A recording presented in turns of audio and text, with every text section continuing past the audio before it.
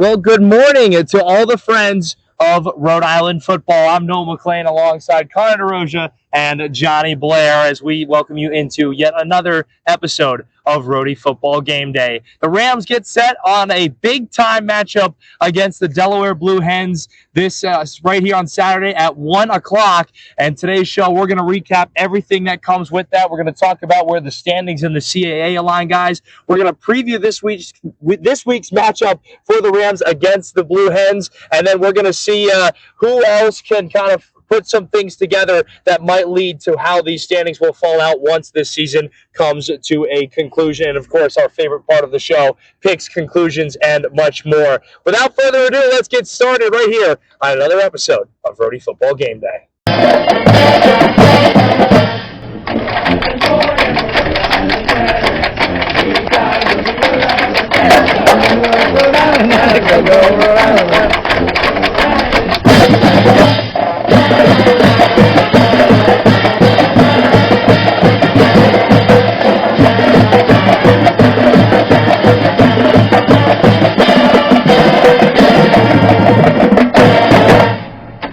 Welcome back, guys. Let's jump right into things. And before we get into Week 11, we're going to go back to Week 10 and talk about some of the standings and results. So, as we know, we're starting off with the Maine Black Bears, who suffered a 59-14 loss to the Oklahoma Sooners down in Norman. Kind of expected. They fall to 4-5 overall on the season. Maine struggling to move the ball, but did take an early 7-0 lead. They scored first in that one, but not a lot to take away there.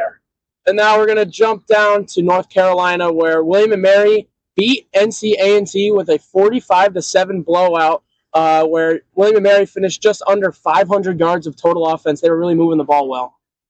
Yeah, and then New Hampshire went down to University of Albany and took a dub, 31-14. New Albany really struggled this year. Last year, CAA co-champions. This year, just 1-4 in conference play. Wildcats quarterback Seth Morgan had a great game, 3 touchdown passes, and the Great Danes were held under 4 yards per play. So just great overall game from New Hampshire, and Albany continues to struggle. Yeah, another team to look out for as Rhode Island will play them in the upcoming weeks. The Bryant Bulldogs took Stony Brook to overtime, guys, but lost a heartbreaker, 31-30, the final of that one. Bryant failed to convert a rush attempt of what would have been a game-winning 2-point conversion, but alas, that one not able to be won by the Bulldogs. And then Hampton also put up a valiant effort against Villanova, but in the end, Nova was able to win that one by a score of 20-14 in a game of failed third down conversions and very poor rushing performances, where Nova won because of gutsy performance by their running back David Abbott, who had 76 yards, and the receiver Jalen Sanchez. Yeah, next up, Elon took care of business, beating Campbell in a 50-27 rout of Campbell. Elon receiver Chandler Brayboy finished the game with 8 catches for 183 yards. That's some Marquise Buchanan numbers, guys. He also got in the end zone twice, adding another 13 yards on a rush attempt as well. Yeah, Elon taking care of business. Richmond staying perfect in CAA play, guys. That's the other team Rhode Island really having that lens on as we wind down this season with 3 weeks left to go. A 35-24 win over Towson in a game that Richmond didn't pull away, guys, until kind of late in that one. A similar story perhaps to what we saw with Rhode Island. 3 field goals and a pick 6 for the Spiders helped an additional 16 points over the final 21 minutes of that one. And then coming back here to Meade Stadium, where, of course, Rhode Island won a thriller against Monmouth by a score of 37-28, a valiant comeback effort where, shout out to Marquise Buchanan, as Connor just mentioned, 12 catches for 171 yards and 2 touchdowns. What a day for him. Yeah, Rhode Island really making a statement there. And we're going to step aside for a short break. When we come back, we'll preview Week 11 right here on Rhody Football Game Day. Welcome back to Rhody Football Game Day. Connor DeRosia, Johnny Blair, and Noel McLean as we jump right into a look at some of the standings. Rhode Island remaining tied with Richmond atop of the conference at 5-0 in CAA play, and the 8-1 small advantage for Rhode Island over a 7-2 record for Richmond. And then now we're going to take a look at the teams with 1 loss in CAA play. That's a list that consists of Delaware, Stony Brook, and Villanova, all trying to compete for that that top 3 spot in the CAA. Yeah, and then just below them, the 2 lost CAA teams is William and Mary in New Hampshire. Obviously, Rhode Island handing New Hampshire one of those key losses. Yeah, then a look at what will be coming up this Saturday around the CAA. Hampton will go to Towson. UAlbany travels to Stony Brook. NC-A&T, North Carolina at Villanova. Elon is traveling to play William and Mary. Bryant will take on Maine. That'll be something for Rhode Island to look out for. Monmouth at New Hampshire and Richmond at Campbell, as well as Rhode Island facing off against Delaware. And our next segment, when we return, we'll take a look at the leaders of the pack, and our special guest, Kyle Rail, will be on shortly, right here on Rhody Football Game Day. Welcome back to Rhody Football Game Day. I'm Johnny Blair alongside Connor Droja, and once again, our special guest analyst, Kyle Reel, where Kyle's going to take us through the leaders of the pack. Yeah, thank you, guys. So before things get started, we want to review who some of your Rhode Island standout performers are this far into the season. And running back Malik Grant is 4th in the entire conference of the CAA in rushing yards with 789 total rushing yards. And wide receiver Marquise Buchanan flew up the ranks to 4th last week after a huge performance, and now he is 4th in the CAA in receiving yards with 680 total and is 5th in receptions per game with 5.2. Quarterback Devin Farrell is also 4th in the CAA in total offense with 215.6 yards per game accounted for at the quarterback position. Linebacker Cole Brockwell is 4th in the CAA in total tackles with 81, and linebacker AJ Pena on the outside is 2nd in the CAA in tackles for loss, at 14.5, and 3rd in sacks with 8. And that'll do it for the leader of the pack segment. We want to have a special thanks to our special guest, Kyle Reel, for his amazing analysis of the roster, and we'll be right back with so much more right here on Rhody Football Game Day. Good morning, this is Alexa Baker with Rhody Football Game Day's new segment as we are live here Thursday morning ahead of the Rams traveling down to Newark, Delaware tomorrow morning. Saturday, November 9th will mark the final meeting between the Rhode Island Rams and the Delaware Blue Hens, while both remain in the Coastal Athletic Association. This past November, the Blue Hens announced that effective July 1st, 2025, they will move to the Conference USA, officially departing the FCS level of Division I football to the FBS, joining conference featuring programs such as Western Kentucky, Jacksonville State, Liberty, and others. It is a move directed at gaining more exposure at the cost of being nowhere near the other teams in the conference. That being said, the season marks the final schedule where the Blue Hens are affiliated with the conference.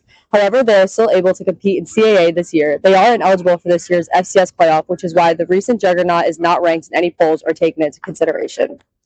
Even so, that does not take away from the fact that the Rams need to view this game as the biggest game of the year. The Blue Hens are 3rd in the CAA with a 4-1 record and a 7-1 record overall. Their lone loss to Richmond is currently the difference maker in the conference standings, as Richmond remains undefeated in conference play, tied with the Rams at 5-0. For Rhody, this is a must-win game, not only to justify the number 11 and 10 rankings in the polls, but to remain ahead of the Spiders in the standings. It is not just the biggest conference game of the year for the Rams, but the one has endless playoff implications. A win against Delaware, who, if not for their upcoming conference change, would be ranked in high regard, would be the program's most notable win of the year. Strength of schedule is taken seriously by the FCS Playoff Committee, and the Rams have and will not play anyone ranked for the rest of the season. The team beat New Hampshire while both were ranked, but a mid-season skid by the Wildcats will prevent them from getting ranked again. Maine merely received votes from the week they were hosted for homecoming, but they will not by the conclusion of the season. A win against Delaware will improve the Rams to 9-1 overall, with a commanding 6-0 conference record, with just UAlbany and Bryant remaining on their 2024 schedule. And now let's turn it back to Noah, Connor, and Johnny for the Rhody Football Game Day preview and predictions before kickoff. And now, guys, let's dive right into some of the history between these two teams, Rhode Island and Delaware. This will be the first meeting between these two teams, played in Newark, Delaware since 2018, and that game was won by Rhode Island by a final score of 21-19. There have been 4 games played here in Kingston at Meade Stadium, but the Rams' lone win in those 4 games came back in 2021 when Andre Babil blocked a kick that was recovered by linebacker L.B. Mack and returned for a game-winning touchdown as Rhody won that game 22-15. And then after a tough loss in their last matchup in 2022, the Rams look to get back at Delaware this Saturday in Delaware. Now looking to Delaware this season, 7-1 coming into the game, up there with Rhode Island in the CAA. High-powered offense, averaging 36 points a game and a little over 400 yards, 436 to be exact. And the Blue Hens are at their best offensively when the ground game is running hard, and their defense can stop the run. Delaware has a solid running back tandem with Marcus Yarns and Joe Nathan Silver, and a very talented receiver in Phil Lutz, who averages over 20 yards of reception and has 9 touchdowns in this young season. Yeah, a lot of things to look for. But, guys, one of the questions that remain is the quarterback conversation. Rhode Island had that at the beginning of the year. Delaware continued to run through a couple of options. There's 3 to be exact: Zach Marker, Ryan O'Connor, and Nick Minasuni. We will also talk defensively. They are led by defensive back KT Say, who has 4 interceptions, pass rusher Melkart Abu Jado, and Keyshawn Hunter, who combined for 10.5 sacks this season.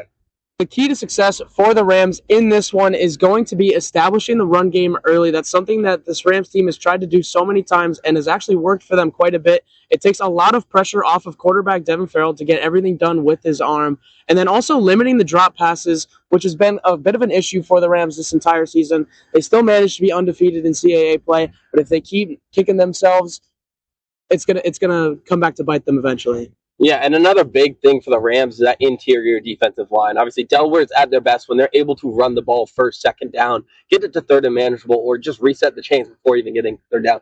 So winning interior, Wesley Neal, AJ Pena, Cole Brockwell, whatever, everybody filling in inside and making the Delaware team pass the ball is going to be huge. And also special teams. Anytime you're in this high-powered, top of conference, you see it in the NFL a lot of the times, these high-leverage games, it's oftentimes special teams. It's field of position battle that end up deciding the winner more than anything. Yeah, absolutely, guys. Can't agree with that. Of course, we will see how that plays out this weekend. But right now, before we get to that point, we're going to have a couple of preview predictions right now. We're going to start with which team and player scores the first touchdown. And Connor, we'll start with you. Yeah, I've actually got Deion Silas. We've seen him get more touches recently. It seems like his workload, last game he started, and he got a ton of reps the first few times. So I think he breaks a big one. He's a big play guy, and I think he breaks one and gets in the end zone on the first drive of the game. Johnny? Our special guest analyst, Kyle Reel, had mentioned the breakout performance that Marquise Buchanan had last week, and I think he's going to continue that momentum all the way down in Newark, Delaware. I think he's going to take such pressure off of Devin Farrell just because of his straight talent that he has as a deep threat, and I think he's going to make a big play early in this one. Well, when you talk about taking pressure off of Devin Farrell, guys, that backfield, the running back room has really evolved, and I think that opens up a lot of running game for Devin Farrell, who we've seen really be able to use his legs. I'm going to go Devin Farrell scores one from about maybe 8 or 9 yards out. He gets on the ground, gets a couple of good blocks, and scores for the first one. As now we go into question number 2, which this is something that is maybe more important than we kind of often think about, but which team is leading going into halftime? Rhode Island has not been a team going into halftime with a lead many times this season. So, Connor, what are you thinking there? Yeah, I actually think Delaware goes in at halftime. Rhode Island has been a not very good first-half team, but when you get into the witching hour, as Scott Hansen calls it, that fourth quarter, there's nobody better in the CAA, maybe in FCS, than the Rams. Devin Farrell, misses some passes early, but when that fourth quarter clock starts, he's not missing anything. The ball is right where it needs to be. He's running around like a madman, and this Rhode Island offense is unstoppable in the fourth quarter. Johnny? For me, I also agree. I think Delaware is going to go into half leading just because of how this Rams team does have a tendency to get off to slow starts. It takes a minute for their offense to get into a groove. But then we've all seen it this entire season, how well this team can take a punch and get up off the mat. They do it better than anyone in the CAA. I'm going to flip the script a little bit. I think it's going to be a low-scoring first half, but I am going to say Rhode Island goes into the locker room with a 14-7 lead. I think it's going to be a slow start kind of for both teams, but Rhode Island kind of being able to get that edge, as we saw them do down there in New Hampshire. Now, another big question is, who will be the player of the game, and maybe what does that look like? Yeah, I'm, stealing what Johnny said earlier, but Marquise Buchanan had a massive game last week, best game of his young career, and I think he continues it down in Delaware. Maybe he doesn't get in the end zone, but, putting up well over 100 yards, you see his target share increase every single week, and so I think he's in for another huge game. Johnny?